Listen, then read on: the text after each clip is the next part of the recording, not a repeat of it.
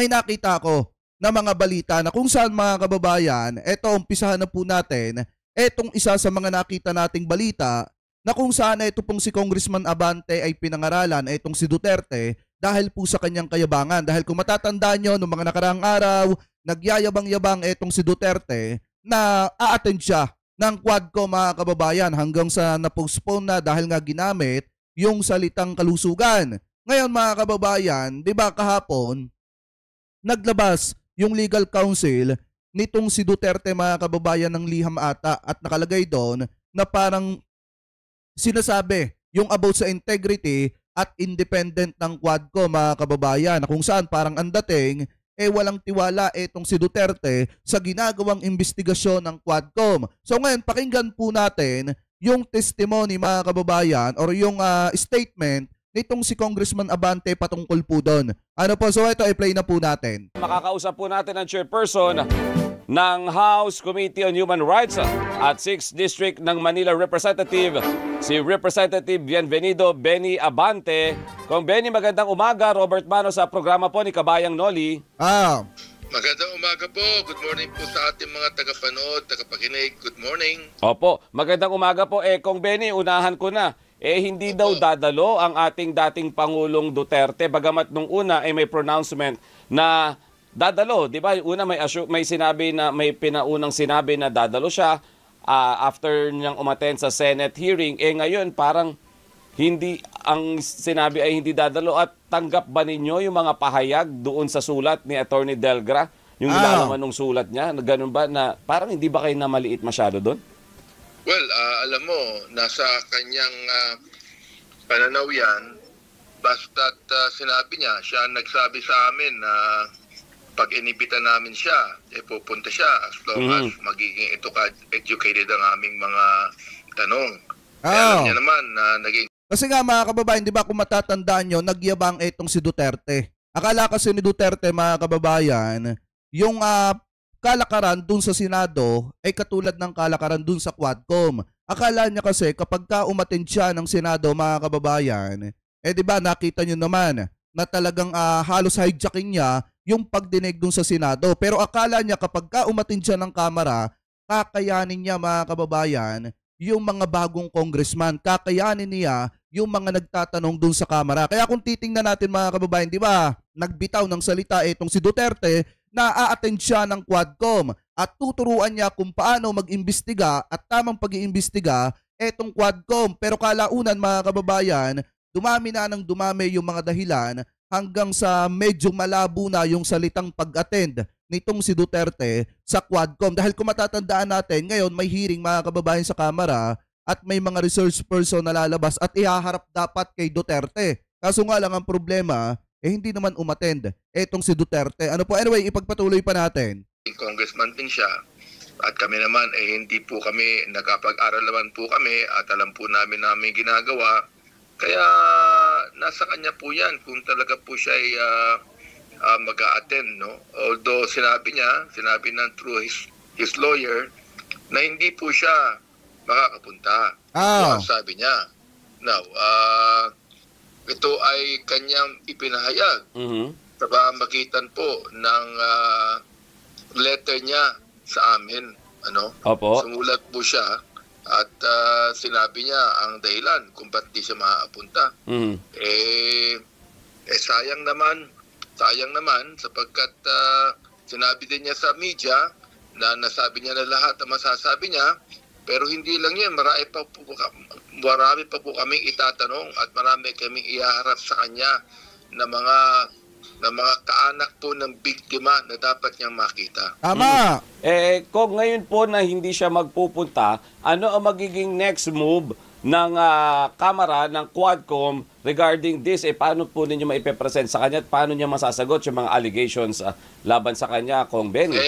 Pagpapatuloy po namin, marami po kaming mga witnesses ngayon na ipapakita. Meron kaming witness na hindi pa namin nakakausap na inaamin po yung pagpatay, inaamin din po yung reward system. Oo. At meron Parang ano pa nga ata mga kababayan parang ngayon pa nga ata sa Quadcom na magaganap or nagaganap na sa kasalukuyan mga kababayan ngayon parang may lalabas pa nga ata dyan na witnesses, mga kababayan, o resource person na magdidiin kay Duterte at magtuturo kay Duterte ng kaugnayan niya sa ipinagbabawal na bato. Dahil kung matatandaan nyo, mga kababayan, di ba, nagsalita na nga etong sina Las Cañas at yung iba pa, mga kababayan, na di umano itinuturo nga yung kaibigan ni Duterte na ginawa niyang economic advisor na di umano sangkot talaga sa ipinagbabawal na bato. So ngayon, mas matitindi pa yung mga lalabas na resource person laban po dito sa war on drugs ni dating Pangulong Duterte. Kaya nga, mga kababayan, siguro ito na rin yung dahilan kung bakit takot na takot umattend etong si Duterte sa patawag po ng Quadcom, sa patawag sa kanya ng Kamara, dahil natatakot siya na harapin yung pamilya ng mga nabiktima at natatakot siyang harapin yung mga witnesses, mga kababayan, na magtuturo ng kinalaman niya sa ipinagbabawal na bato or yung kapalpakan niya sa kanyang war on drugs. Ano po ngayon, ipagpatuloy pa natin. Pang iba na aming ipipresent ngayong umaga, ito naman po ay tungkol sa drugs, no? At marami po na amin po ipipresent ngayong umaga. Kung itong binabanggit po ninyo, kung Benny na witness regarding doon sa bagong witness po ito. Oy, Ma'am Lalaine, mega love shoutout ha. Thank you po sa panonood ha, mega love shoutout. Nahaharap ngayon sa Quadcom. May bagong witness. Meron ng witness na hindi pa namin talaga natatanong. Okay. Po ay tatanungin po namin. So ito, ay mamaya guys ha, eto hulaan nyo mamaya ha kung sino yung tinutukoy dito ng isa sa kaibigan natin na magsasalita. Ano po, na attorney, eto tandaan nyo ha, attorney siya na spokesperson na di umano, mga kababayan, natipuhan siguro sa isang hotel yung si Bellboy, kinain, mga kababayan, kinain yung Manoy, tapos ngayon ang masakla pa, parang minor pa nga ata dahil nga nag-OJT ata yung si Bellboy, mga kababayan. Tapos para hindi magsalita si Bellboy at hindi magsampa ng demanda yung pamilya, inareglo ng 5 milyon. Hindi natin alam kung yung 5 milyon na yon ay galing sa pera ng taong bayan pa. Mga kababayan, ano pa, mamaya hulaan nyo kung sino. Po namin. so ito yung i-expect natin. Pero ngayon po, sa pagsisimula ng Quadcom, ano po muna yung unang isasalang? Sino po? Yung po munang drugs po ang sasalang namin muna. Tungkol sa drugs. Sapagkat marami pong i-reveal sa amin yung aming witness. Tungkol sa drugs. Sa illegal drug trade. Kung Benny, alam naman natin na Latina ninyong sinabi doon sa parte ng kay Senator Ronald De La Rosa na yung invitation ninyo sa kanya. Ito bang bago kayo ulit mag-hearing, nagpadala kayo ng invitation sa kanya na yes, para humarap? Of course. Kasi meron kaming 3-day rule. Kinakailangan makapagpadala ng imbitasyon bago within that time, that time frame.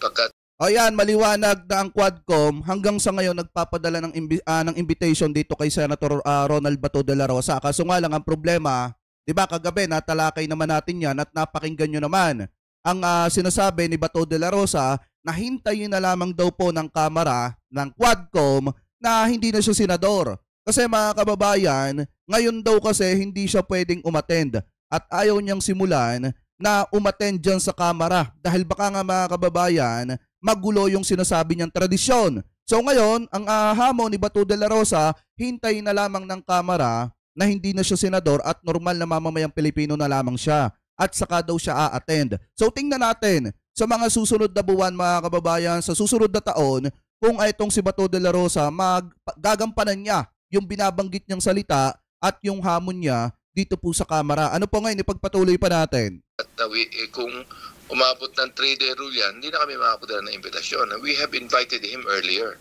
Ano sabi sa inyo, Kong? Yun, sagot po ng abogado niya, hindi siya makakapunta.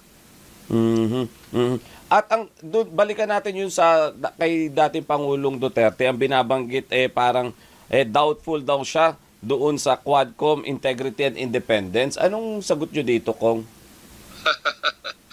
Well, nakita po naman ng taong bayan ang ginagawa po namin at mga milyon po ng taong bayan ang sumusuporta sa integridad, sa independence at probity ng aming inquiry in aid of legislation. Alam po ng taong bayan yan. And not because the former president said it, yan ang paniniwalaan namin, no? Sapagkat alam po namin na kakayahan namin. Alam po namin ang ginagawa namin. At paano ngayon, sir, ninyo ilalatag, let's say for example, yung committee report, kung yung isa sa itinuturo, kung hindi man ulo nung investigasyon ninyo, hindi nag-attend, paano yung magiging resolution kaya ng committee sa ganyan?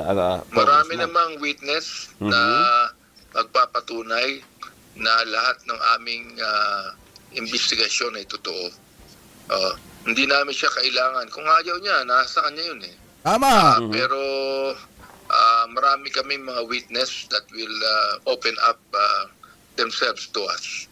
Kasi mga kababayan, sa totoo lang, hindi naman kasi pinipilit si Duterte ng Kamara na umattend. Ano po, siya lang kasi mga kababayan, noong mga nakaraang araw, siya lang kasi ang nagyabang ng nagyabang. At sinabi niya mga kababayan mismo na a-attend siya ng Quadcom at tuturuan niya kung paano mag-imbestiga ng tamang pag-iimbestiga eto pong Kamara. Kaya umaasa mga kababayan ng Quadcom na a-attend talaga etong si Duterte. Pero kalaunan nga nag-iba yung tono ng kampo nitong si Duterte at ginagamit na yung salitang kalusugan mga kababayan at kung ano-ano na mga dahilan na may mga pagtira pa nga dito po sa Kamara. Kaya kung titingnan natin dun sa mga binibitawan ni Duterte na salita, ngayon, since hindi niya nagagawa, isang malaking kayabangan yan. Ano po, nang dahil sa pagyayabang ni Duterte, napapahiya yung kanyang sarili. Bakit? Nagyabang siya nung una, na-attend siya, pero kalaunan, hindi naman siya sumipot. Wala siya sa Quadcom mga kababayan. Ano po ngayon, ipagpatuloy pa natin. Kung doon sa issue naman ng mga after nung sa Senate hearing, kasi medyo na-challenge yung integrity ninyo. Kayo personally, di ba, nabanggit yung pangalan ninyo doon na kinausap nyo daw yung isa sa mga pulis, di ba? At sinabi na dapat mag-collaborate siya sa sinasabi ni Garma. Ano naging move ninyo dito? Nakausap nyo na ba yung mismong pulis na yon? Meron nang inihahandang statement ang mga abogado at si Garma tungkol dyan. So, at hindi ko lang alam kung bakit kinakailangan paniwalaan yung pulis na yan. No? Alam naman namin na scripted yan ni Senator Boto de la Rosa. Alam naman. Kasi yung si Grijaldo talaga mga kababayan, tao ni Bato de la Rosa yon. Natural na kapag kaharap na ni Grijaldo yung kanyang bossing, may iba't may iba yung statement niya. Kaya nga nakakapagtaka mga kababayan, unang-una, hindi naman siya yung main research person ng Quadcom. Kaya nakakapagtaka yung naging statement niya na pinilit siya dun po sa Senado. Yun pala naman mga kababayan, kaya gano'n na lamang po pala ang pagbaling ng mga salita nitong si Grijaldo dahil naando doon yung kanyang bossing na si Bato de la Rosa. Ano po, kaya kung titingnan nyo mga kababayan, hindi talaga kapanipaniwala yung binabanggit na salita nitong si Grijaldo dun po sa Senado. Dahil kaharap ni Grijaldo mismo yung kanyang bossing. Ano po ngayon, ipagpatuloy pa natin. Naman ang taong bayan na kami, lahat po naman ng investigasyon, may vetting po yan. Opo. Kinakausap muna yung mga resource persons. Particularly, halimbawa, may pasabog yung congressman na yan, senator na yan. Siyempre, nakausap niya na muna yung tao. Pero hindi naman nangangahulugan na pipilitin mo na magsinungaling. Tama. Hindi po yun eh. Hindi siya, paano mo pipilitin magsinungaling ang isang kernel ng Philippine National Police na graduate ng PNPA? Oo. Ewan ko lang pero napakalabo naman tingnan yan. Doon sa continuation ng hearing natin today ng Quadcom, Kong Benny, meron ba tayo matatawag ulit na pasabog, revelation na bago na dapat abangan ng publiko? Hintayin nyo na lang po at manood na lang po kayo. Tignan nyo maigi kung meron po kami pasabog talaga. Alright. Mukhang meron, Kong, abangan na lang namin, dahil syempre yung testimony nung witness ninyo yung hinihintay natin doon, ano Kong? Yes po, hindi ko naman pwedeng i-preempt yung testimony niyan abangan na lang po ng ating taong bayan. Ang sunod na tanong nila doon, Kong, yung pasabog ba ay isang pasabog lang o sunod-sunod?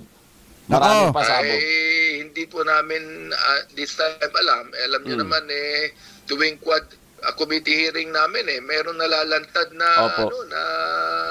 na bagong ebidensya, di ba?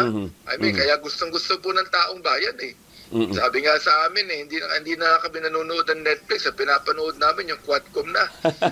Gusto po nila sapagkat na inaabangan nila yung mga ganung mga litanya, ganung mga bagong mga witnesses na pinipresent po namin. So pakinig nyo naman mga kababayan na sinabi ni Congressman Abante na kung tutuusin hindi na naman talaga kailangan etong si Duterte. Kaso nga lang ang problema, nauna yung yabang nitong si Duterte bago siya gumalaw. Mga kababayan, bago siya umattend. Dahil nga kung matatandaan nyo, nagyabang talaga ng nagyabang etong si Duterte. Nahaharapin niya ang Quadcom pero kalaunan mga kababayan, hindi naman sumipot etong si Duterte at yung kanya mga legal counsel marami ng mga pakulo. Mga kababayan, ano po, at nakita nyo naman din dito na sinabi ni Congressman Abante na meron talagang mga biglang sumasabog doon sa kanilang hearing mga kababayan na hindi inaasahan ng publiko at nagugulat na lang talaga tayo. Comment below na lamang po kung ano po masasabi nyo hingil po dito sa naging pahayag ni Congressman Abante patungkol po sa kayabangan nitong si Duterte at hindi pagsipot ni Duterte mga kababayan sa patawag po ng Quadcom ano po sa kanya.